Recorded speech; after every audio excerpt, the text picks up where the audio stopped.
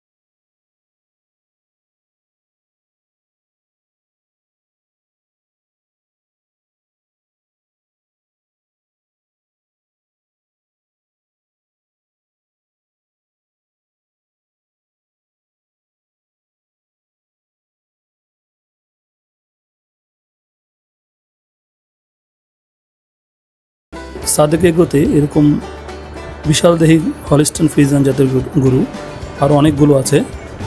এই শেডে আছে, যে শেড থেকে এই গরুটাকে আনা হয়েছে। এছাড়াও আরও অন্য একটি শেড আছে, সেখানেও আছে।